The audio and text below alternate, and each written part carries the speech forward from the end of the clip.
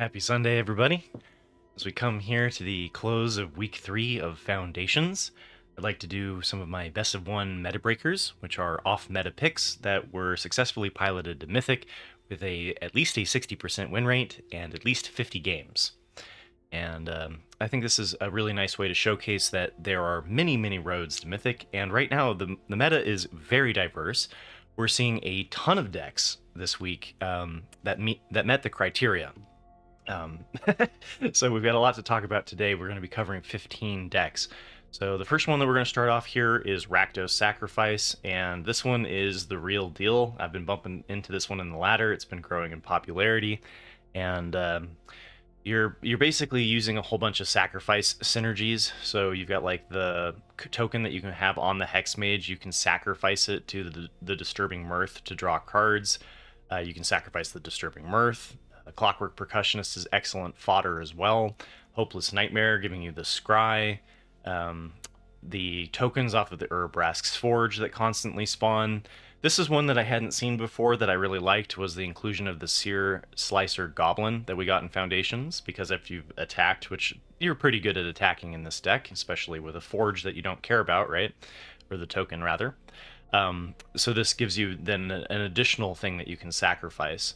The Fear of Missing Out gives you a little bit of the Delirium, because all of the sacrifice is pretty good at filling the graveyard, and then gives you that additional combat phase, which is disgusting with the Forge if you haven't done that yet, by the way, because when you, at the beginning of your combat, you have a second combat, you get a second token. You get another token spawns. So some really nice synergies there. Braids also takes advantage of all the tokens and stuff that you can sacrifice to give you additional value and card draw. And then Perforating Artist makes it difficult on your opponent's resources every time that you're attacking. So kind of a unique take to what I've been seeing people doing in Rakdos, and I really like this.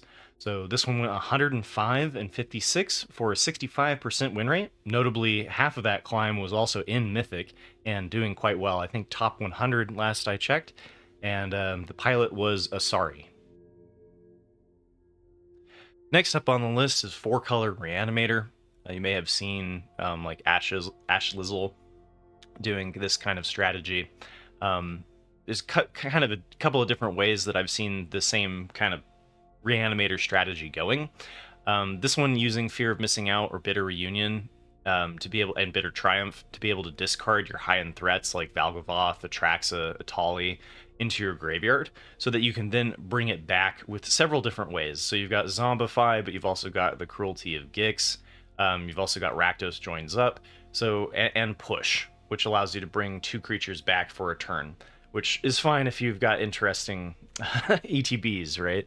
So to control the board, right, we just got a little bit of interaction with like the Cut Down and the Deadly Cover Up and Duress to hate on their hand. And then the Greedy Freebooter in here, I think, is largely just for having a little bit of cheap blockers that then help ramp you into hitting your higher costed Reanimator spells. So depending on where you are in the ladder, you may be bumping into this deck a lot. It is prone to Graveyard Hate, so keep that in mind, that Graveyard Hate might become a little bit more main boardable depending on what matches you're experiencing. Almost forgot. So this was Rakdos Reanimator by Magic Man 82, went 57 and 32 for a 64% win rate.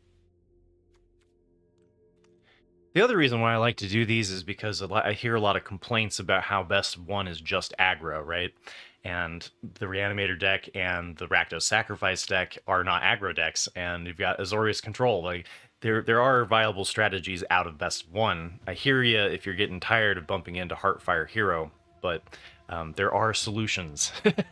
So one of the ways that you can kind of beat up the Boros Auras deck is definitely Temporary Lockdown, right? So Azorius Control by Donut Beast went 95 and 54 for a 64% win rate. Running 1 copy of Split Up instead of the 4th copy of the Temporary Lockdown. And we've seen Azorius Control before. It really depends on the pilot a lot of the times for how well this deck is doing, because you want to save your counter spells for the stuff that your wraths don't affect, right? So there's a little bit of a decision of like, do I counterspell something, do I not? And I think If you're a newer player, you just kind of counterspell whatever comes up, and then you have a harder time piloting Azorius Control. So it's definitely not the easiest deck to pilot, right? But yeah, you get counterspells like No More Lies, 3 Steps Ahead, Ghost Vacuum for a little bit of graveyard hate, Authority of the Consuls to hate on the aggro strategies, basically negates the haste in mono red. We've got Kutzel's Flanker for some more graveyard hate, Union of the Third Path for some life gain. Jace the Perfected Mind is one of the win conditions of the deck. You can go for a mill win. You've also got the Hornlock Whale, where you can bounce their stuff and then have a large threat, and the Sweeper of Sunfall. And then this one's running the Farsight Ritual as a way to kind of replace the Memory Deluge that we lost in rotation, but either way, giving you that nice card advantage. All right, fourth up here is Azorius Tokens. Again, this is not in any order. This is really just how I pick them out throughout the weeks. So Azorius Tokens here by Gnome, how do I say it, Diguere? 69 and 46 for a 60% win rate. And we've seen this before. I think back in a couple standard challenges ago in best of 3, we saw the inclusion of Jace to the mono white control build, so that you can have an alternative win condition of milling them out if they're really good at just attacking your board over and over. So this one is a Caretaker's Talent deck, so you're using things like the Builder's Talent, the Builder's Talent, the Carrot Cake, the Virtue of Loyalty, all create tokens that then give you card draw off of the Caretaker's Talent, along with the Archangel Elspeth and the Season of the Burrow also create those tokens. We've got one split up, which for best of 1 I think is a little bit low. It kind of depends on the matchups you're experiencing, but again, if you're coming up against a lot of Boros Auras, remember those 3-costed Wraths work particularly well for that strategy. And Builder's Talent's got some really nice synergies. We see this one included sometimes and others. I really like it because you're able to kind of recycle your Carrot Cakes, so it's kind of like running the Sarah Paragon, but gives you an earlier blocker. So if you haven't checked out the Builder's Talent, it might be worth doing so in the archetype. We've got one of the Authority of the Consuls to help out against the aggro decks, and then we've got the Sweeper of Sunfall. So I think I've got it. Oh yeah, and Enduring Innocence as well as Caretaker's Talent doubles up on the card draw, so that you can just really answer your opponent's stuff. This one running the 4 Sunken Citadels so that you can more easily activate the expensive activation of Fountain Port. Oh, I forgot to look at the sideboard. I apologize. I think I missed that one on the last one. These are all best of 1 decks. Sometimes they're taken from best of 3. But this one looks like it's a best of 1 sideboard with some considerations. So additional copies of Authority of the Consuls, Rest in Peace for some graveyard hate, Exercise for some artifact and enchantment hate, and then Beza for some additional life gain. All right, the 5th one here is Mono Black Reanimator, and by Jax Prime. 88 and 46 for a 66% win rate. And this one is similar to the Rakdos Reanimator strategy. You're trying to reanimate a Valgavoth or an Atraxa, so not running a Tali without being in red. The way that you get your cards into the graveyard is through the Bitter Triumph and the Liliana of the Veil. So a little bit harder to get your cards actually into the graveyard, but you have some... Instead of Cruelty of Gix, this one's running the Valgavoth's Faithful. We also still have the Zombify. Beseech the Mirror works well with the kind of nowhere to run after you've killed something. You can also use the Tiny Bones Joins Up as a way to bargain and tutor for your Reanimator combo, which then kind of increases the number of hits in the deck, if you will. And they've also got the Unholy Annex in here, which usually we see more in kind of like the mono black mid-range. But it's a very, very good card for the value, helps you dig through your deck, and also helps stabilize. So since we are it's kind of like a mono black mid-range meets Reanimator strategy, because we've got the Bloodletter of Aclazotz and the Unstoppable Slasher as well. 6th up on the list here is Boros Control, or the Boros Forge deck, whatever you want to call this, Bunny Forge. It's basically centered around the synergy of Rask's Forge and Caretaker's Talent, this creating a token every turn, which gives you the card draw. And then once you can also copy the token, and then it doesn't die at end of combat, and so you get a much like a permanent token that's around. And then we've got just sweepers, right? So we've got temporary lockdown, Day of Judgment, Sunfall, all with the ability to kind of rebuild after sweeping the board. Torch the Tower for some interaction, and Lightning Helix and Get Lost for the mono red strategies. And yeah, the Carrot Cake for the Caretaker's Talent, because you can pop this during your opponent's turn and create a token to get card draw. So this is particularly nice for being able to get the card draw during your opponent's turn. Running one copy of Toby here, which the 1/1 does trigger out the Enduring Innocence, and then the token coming into play triggers the Caretaker's Talent. So Toby we've seen kind of included sometimes, not and sometimes not. Archangel Elspeth for the token creation as well. And then Dollmaker's Shop here as an alternative win condition and an alternative way to create the 1/1 tokens. The downside with this one is if you don't have any board, then you're not creating the 1/1 tokens. So this one can backfire a little bit depending on how the game kind of plays out with your wraths. So just keep that in mind. Yeah, I don't remember if I said this or not. So Boros Control was by Vaclum and went 92 and 44 for a 68% win rate. Oh, the other thing too is that I do my best to review the decks on their climb to make sure that they weren't abusing the ranking system. So, so this one was Mono White Aggro by Christ of Mulwerix. Long name. So this one is kind of a mixture of, so it's like mono white tokens, but going less of a control route and going more for an aggro strategy. So you have a lot more 1-drops than we typically see in mono white. But we still have the Enduring Innocence to be able to draw off of all of our cheap cards. So we've got like the Flowerfoot Swordmaster. Whenever it gets targeted, my control get +1/+0. Kind of gives you Offspring, so it has flexibility as a 1-drop or a 3-drop. We've got Nurturing Pixie, which I really like in this list because of being able to pick up your Collector's Cage. So Collector's Cage, you do the Hideaway. It's pretty easy to kind of move the stat block in this archetype because of cards like the Warden of the Inner Sky, as well as just the 1/1 tokens. So you're able to get the Hideaway pretty quickly. And then once you get the Hideaway, you can still keep doing the activated +1/+1 counter, right? But if you bounce it with the Nurturing Pixie and replay the Collector's Cage, then you can re-trigger the Hideaway 5. And so I think that's kind of some interesting synergies there. Veteran Survivor here is basically like a Savannah Alliance with upside that we got in Duskmourn. Warden of the Inner Sky then works with all of the little 1-drops to become a Vigilance Flyer. Frontier Seeker helps us hit land drops. Sheltered by Ghosts is one of the better broken cards in Best of 1 right now. I think that if you're especially, yeah, there's some decks that like it's a no-brainer to put in Sheltered by Ghosts, to the point where like I've been putting it in like Orsov Bats and Celestia Rabbits if you've been following my gameplay videos. This card's nutty right now. And Lorn of the Third Path kind of helps us with the problem of everybody running the Sheltered by Ghosts, giving us that enchantment hate as well as artifact hate for the Urbresk's Forge. Sanguine Evangelist pumps the board.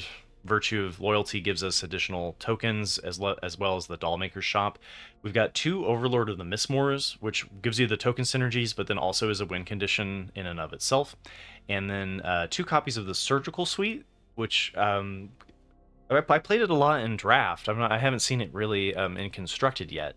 But with the low curve of this deck, you're basically able to bring back any creature for 2, and yeah, seems like a decent idea. As long as you're not coming up against too much exile. So, yeah, 63 and 35 for a 64% win rate. Okay, number 8 here is Dimir Control, and this one was by Boros Must Pay. So really hating on the red decks. And we've got 59 and 33 for a 64% win rate. And this one, so it's sort of like the Dimir Demons strategy, where you've got like Archfiend of the Dross, Bloodletter of Aclazotz, and the Unholy Annex as kind of a core. Unstoppable Slasher with the Aclazotz for the 1-turn kill. And then we've got the Deadly Cover-Up for Sweeper. The part that makes it more control rather than what I've seen before is kind of this side over here, where we just have a ton of interaction, right? So we've got Unsummon for being able to bounce our opponent. Apologize for... Try to get rid of the duplicates. Yeah. Cut Down, we've got Duress to hate on their hand, Essence Scatter for creature-centric counterspells, Negate for non-creatures, so kind of just doing like an equal 50-50 split is kind of interesting. We also have 2 copies of the Silent Hall Creeper, and this one giving you additional card draw, being unblockable, and then can kind of just copy into the Bloodletter of Aclazotz or the Unstoppable Slasher. So I like the addition of the Silent Hall Creeper here. Kind of curious to see how it plays. And then we've got Go for the Throat, and then Shieldred's Edict is kind of the answer for if you're coming into like Boros Auras or some sort of problematic ward creature where you're not running the Nowhere to Runs. So then this allows you to kind of get rid of the Voltron. All right, Golgari Midrange by Idle Wizard went 64 and 26 for a 71% win rate. And this is just good old Golgari Midrange. Nothing crazy going on here, but I did want to just point it out because Golgari Midrange tends to be a deck that's played by a lot of people and doesn't do particularly well. But that doesn't mean that it's a bad deck. Any deck can be piloted to Mythic. It depends on how good you are as a pilot, how well you know the deck, and how well you know the meta and your opponent's matchups, right? So, not too much to talk about here other than just like decent mid-range threats. And then we do have the Archfiend of the Dross with the Unholy Annex, which we're seeing a lot in the mono black. This one's running Unstoppable Slasher without the Bloodletter of Aclazotz, and if you look at my mono black mid-range deck, I decided to cut the Bloodletter of Aclazotz because I feel like the Slasher's good even without the one-turn kill, just personally. But then we have like a little bit of the enchantment hate, a little bit of the artifact hate, and just disrupt your opponent's hand. This is a particularly nice recurring threat that can be very nice in other mid-range matchups. And then we have Liliana the Veil, which can attack your opponent's hand. And here's a blast from the past. So this is the Vraska one-turn kill deck. This one was piloted by Zuna XVG and went 55 and 33 for a 63% win rate. And this one, if you haven't, it's been a little while, right? So back during Bloomborough, there was this synergy between Innkeeper's Talent and Planeswalkers. Because if you're able to get this to level 3, when your Planeswalkers enter the battlefield, they come in with double their counters. And so this one works particularly well with Vraska, which has, if you double the counters, it comes in with 12. And so you can immediately ultimate and then give your opponent 9 poison counters. And then because of the synergy with more counters going on to a player, they put twice as many, and so they end up getting the 18 poison counters in one turn, and it's kind of a way to just win the game on turn 6. So it kind of blew up in popularity for a while back in Bloomborough, and then has kind of fallen off of the ladder. I haven't bumped into it a whole lot, but still a viable strategy, especially if we're not seeing as much enchantment hate. So could be a good time to go back and explore the Vraska OTK if you haven't. So this one deciding to bring in Duskmourn's Overlord of the Hauntwoods to kind of help ramp into the turn 6 win with Vraska's Betrayal's Sting. We also see some stabilization against the aggro matchups, which can kind of pressure you before you get your combo off. So we've got like the Malicious Eclipse for a board sweeper. We've got the Flesh Gorger for some life gain. And then if the Planeswalker strategy kind of falls apart, you do still have the Virtue Persistence and like Unholy Annex, which can kind of solve the game. You can also play it with other... So this one is deciding to try out, instead of just Vraska, also including one copy of Liliana Dreadhorde General as a way to just ultimately... same thing, just immediately ultimate and end up sacrificing all of their permanents. And we also have using the ultimate on Liliana the Veil immediately, right? So lots of different kind of options than just Vraska, which I think is interesting, because usually I saw this one just going for the Vraska one. One copy of Deep Cavern Bat for a little bit of disruption. The Pillage of the Bog is in here for digging through your deck and can kind of help you hit into your combo. And same with the Insatiable Avarice. being able to kind of use that as a tutor. So again, almost forgot the sideboard here that they were contemplating. And that one, nothing really stands out to me too much in that one, so we'll just skip over that. All right. I almost included a list of Boros Burn, but I think if it's a Heartfire Hero Sheltered by Ghosts deck that we've talked about it enough, so I didn't include that one. But technically, it is an off-meta pick because the Boros Auras strategy is more popular than the Boros Burn deck. But we have talked about it in the meta reviews that I do on Mondays.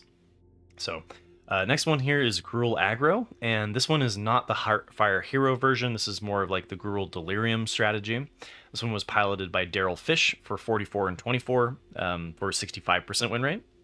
And I think I've talked about this one before. Maybe I haven't, but the point of this is just aggression. Fill the graveyard and aggression. So you've got Seed of Hope. Some lists run like the cash grab. This one's not. Patchwork Beastie fills the graveyard as well. And you enable your Delirium through Explore off of the Cenote Scout as well.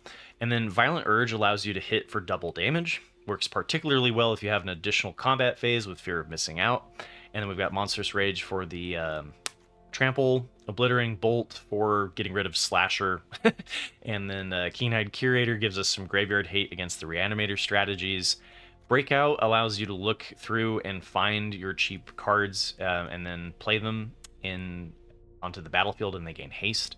And Wicker Folk comes down as just a 4/3 haster if you have the Delirium turned on.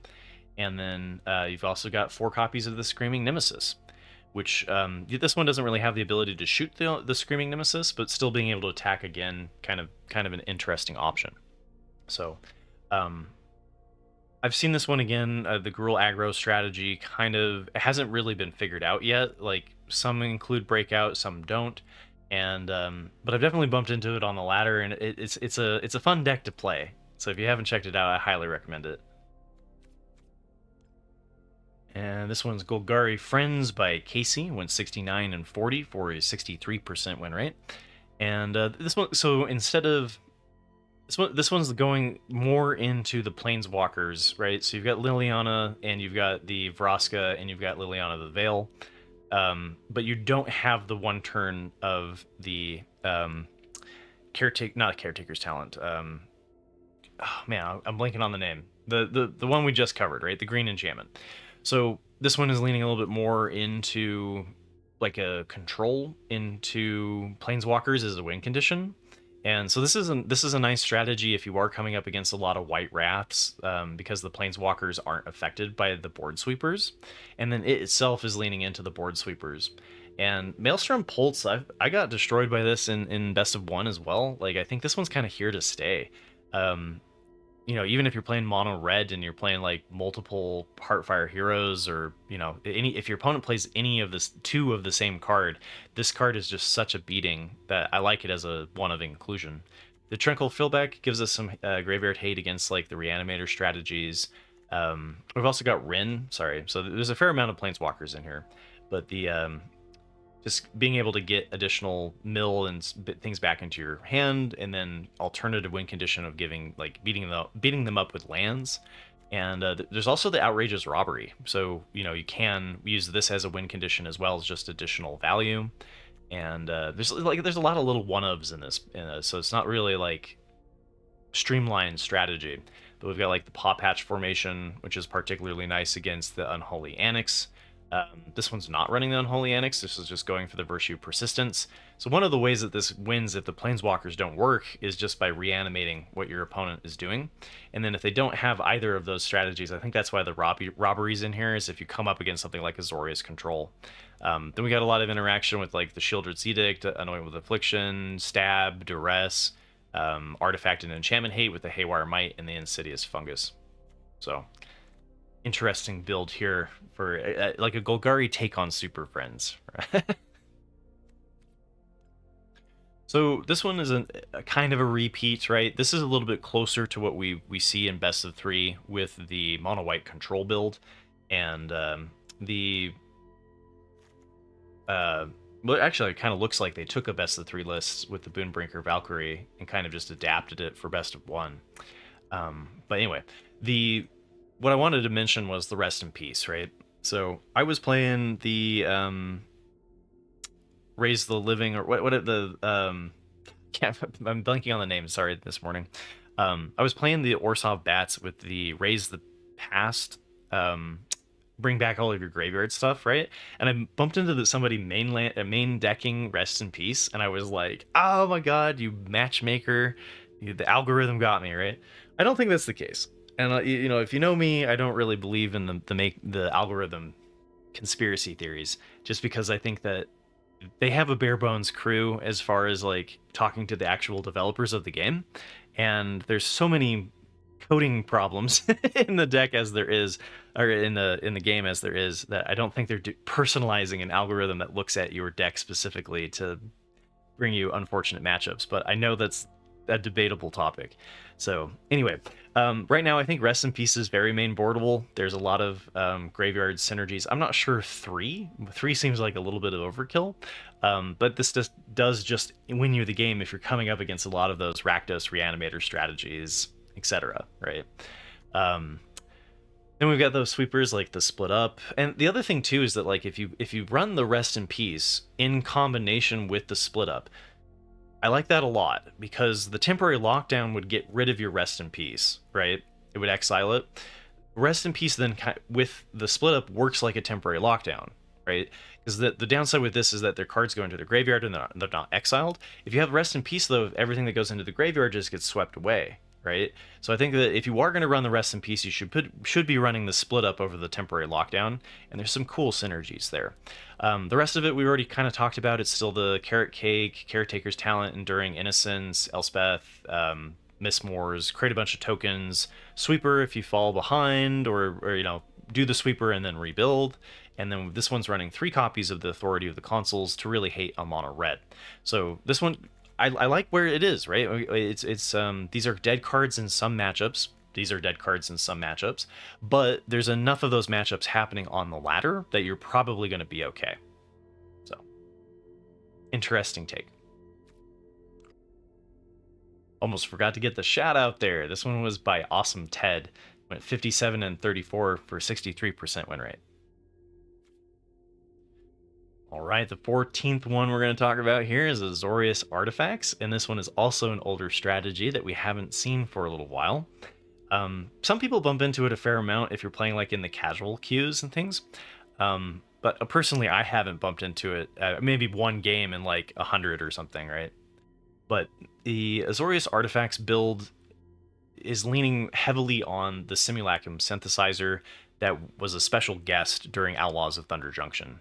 And this being able to create, whenever an artifact enters with mana value 3 or greater, you create a construct that then just keeps getting bigger and bigger.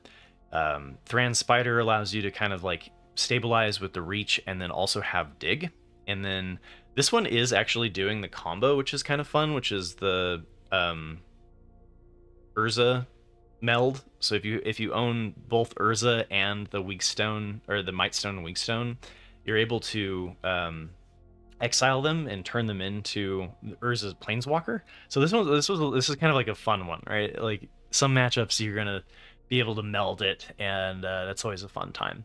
So Braided Net, not only does it trigger your Simulacrum synthesizer, but then it gives you the ability to slow your opponent down, and then you can craft it and then bring it back and just continue to draw cards, and the Braided Quipu, that is.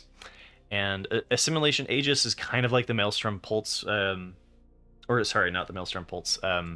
Being able to remove something like Atraxa and then equip one of your creatures and turn it into an Atraxa is an interesting one.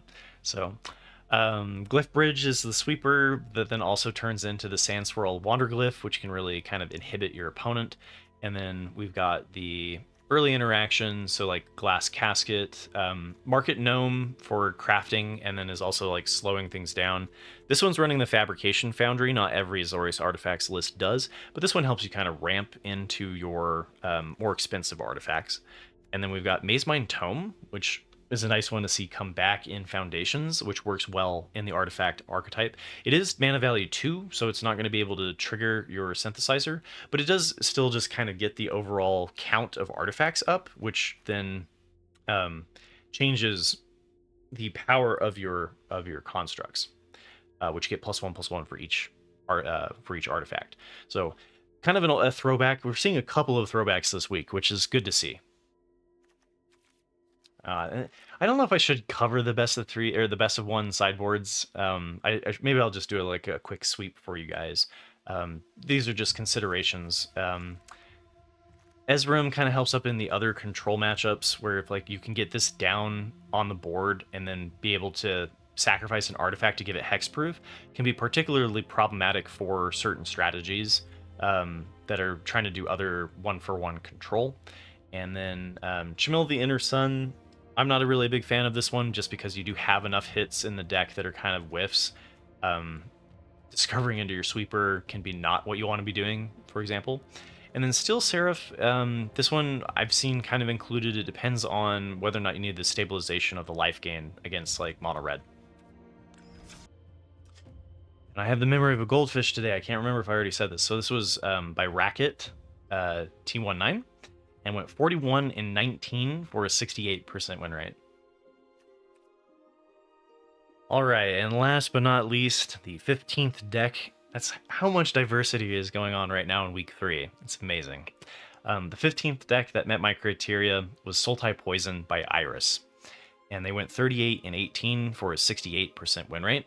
And I like this build. So this kind of reminds me of Sims MTG. If you haven't checked them out, they're a smaller streamer on Twitch, but a buddy of mine. And they were working kind of doing an off the beaten path build with Simic Poison. Back when we had like the swirling mists, right? So anyway, there is either a Simic, there's a Simic Poison deck. There's also a Dimir Poison deck, and this is kind of the meld of the 3 in Sultai, which is blue, black, and green. And so this one, you're trying to just win the game by giving your opponent poison counters. So Venerated Rot Priest is an excellent one for that.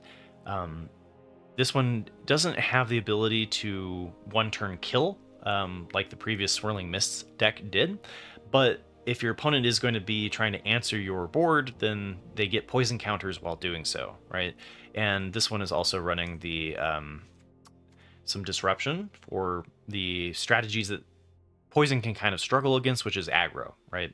So we've got like the Unsummon.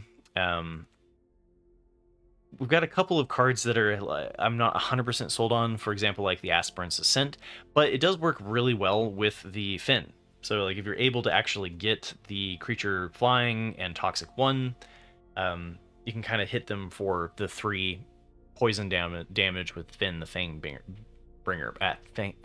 Finn the Fang Bearer. So Dive Down, also kind of a similar thing to Shore Up. It's just like you have and the Tyvar Stand, like they really don't want their Rot Priest to die, right? And the one downside with this strategy is that if they're running something like Temporary Lockdown, right, something that doesn't target the Rot Priest but sweeps the board, can be a problem for this deck because it's not running any counter spells. But Mockingbird also works well with the strategy, being able to basically give you 8 copies of Venerated Rot Priest, which is why I think they got rid of the March of the Swirling Mist, so that this strategy wouldn't just be too oppressive. And then I'm not convinced that this needs to be Sultai. That's why I said like it does exist in Simic as well, because the only black card that they're running is the Billows Skull Dweller. And especially because like this is pretty good on turn 1 and then not as great later on. With the 11 sources of black, it's a little bit of a stretch for me, but I haven't given the deck a try yet, so I can't really fully speak to it. But just based off of experience, I'd be tempted to just run this as blue-green and like get some Prologue to Phyresis in here as a way to kind of get some counter, like get poison in if you are getting kind of blocked out, right? So yeah, interesting. If you get multiple Venerated Rot Priests though, then like it makes sense to have the Ascent and the Dive Down and the Shore Up and the Tyvar Stand, because you're just trying to do multiple spells that all get triggered 3 or 4 times to burst them instead of kind of more of the grindy way that Dimir Poison works. So, an alternative strategy that works well in some matchups and worked well for Iris. So, thanks for listening to my ramblings. As always, tomorrow I'll be talking about week 4 of the best of 1, best of 3 meta. And the next set that's coming out is a Pioneer set, so we're gonna have a little bit of stagnation in Standard, at least until the new year, when we get a new set in Standard. So we'll see how it goes, but I feel like the meta is still shifting around and still some interesting things to talk about, and I've been having a blast exploring different strategies in Best of 1, so I hope you have as well. And yeah, take care, everybody.